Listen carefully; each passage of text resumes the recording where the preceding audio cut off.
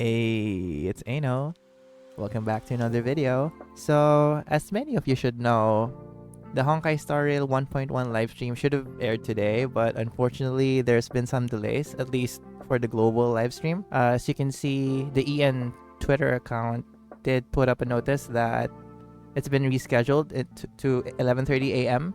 UTC +8. That's a bummer. That's the first time MiHoYo ever had this kind of delay with the livestream, so not really sure what happened with that. But fortunately, the CN livestream did actually push through, so the people over on pridewin.gg was able to make a quick summary of the livestream, so thank you guys. And yeah, for this video, I am gonna go over the updates. Let's start. Of course, the highlight of every patch in a gacha game is always the new characters, so let's start with that. For 1.1, we're gonna have the following characters: Silver Wolf, Luocha, and Yukong.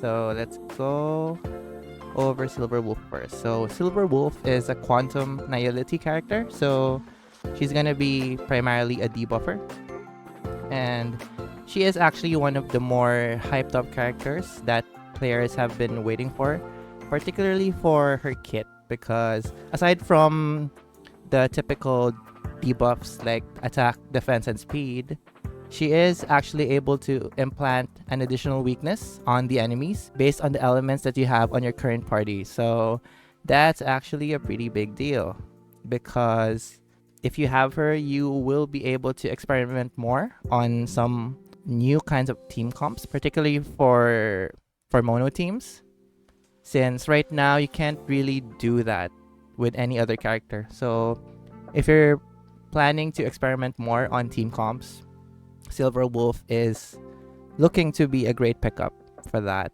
And she is gonna be the first banner for 1.1. Here are the 4 stars on rate up. It's Danhong, Asta, and Serval. Looking at it at first, it might not be that great of a banner, especially since these 4 stars are actually free to all players. But since it is just the first update, it's not too bad, especially since I bet not all players have a lot of dupes for these characters anyway, so not too bad.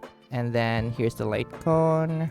The next banner for this patch is Luocha. So he's gonna be the featured 5-star, of course, and he is actually an imaginary character. So he's the second 5-star imaginary character after Wealth, and he is a character from the Abundance Path, meaning he is gonna focus primarily on his healing. And yeah, he's a healer that scales with attack, so he'll probably be able to deal a decent amount of damage, aside from, of course, his main thing being healing. Basically, his main kit focuses on giving heals to the allies without using skill points, so that's actually a pretty good thing, since skill points are the main resource that you have to manage in battle, alongside the ult, of course. He can also cleanse debuffs, which is good since Bailu doesn't actually have that kind of utility on her kit. Basically, he is another healer, which is very important in this game, and another one wouldn't hurt.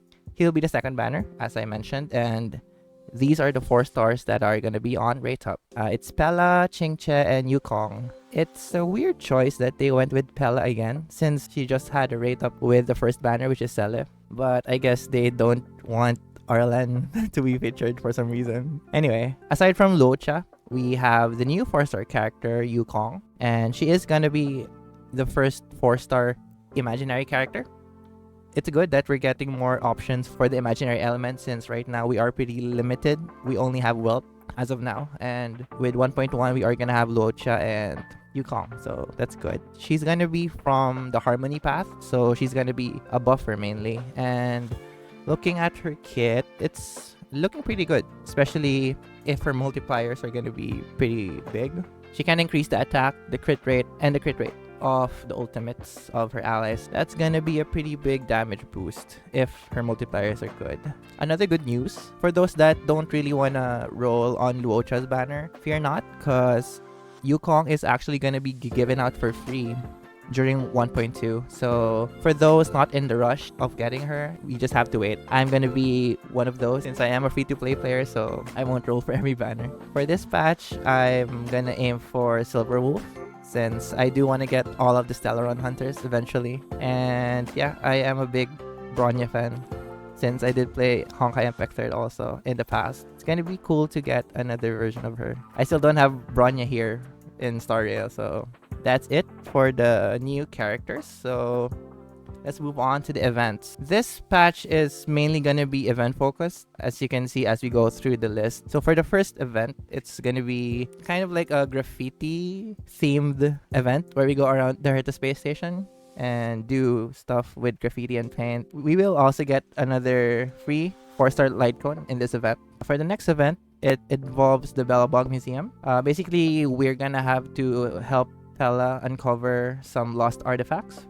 Like the boxing event, apparently this event will become a permanent event once the first run is over. The wording here is kind of weird. I'm not really sure what they mean of it being permanent. Does that mean the rewards will refresh every so often? Which is gonna be good, don't get me wrong, of course. More sources of pulls, the better. But I do wonder how they're gonna handle it because in Honkai Impact 3rd, they did have events like these where they're not really permanent in the sense that they're always available, but they're permanent in the sense that every patch they are present and the rewards are refreshed. So I'm wondering if it's gonna be something like that where they happen every other patch. We'll have to see.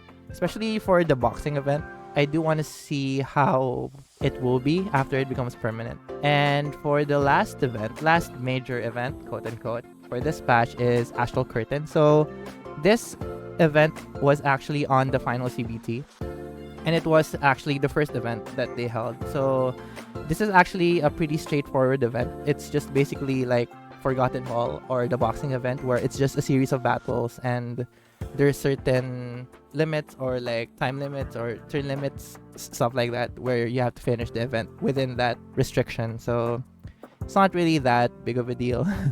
It's just gonna be more fights. So, but they did add the reward here, which pertains to the crafting of the 5-star relic. So that's good.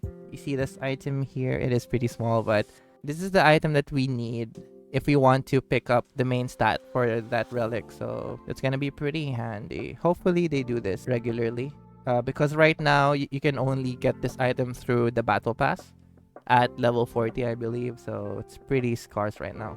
All right, aside from those 3 events, we do have other ones.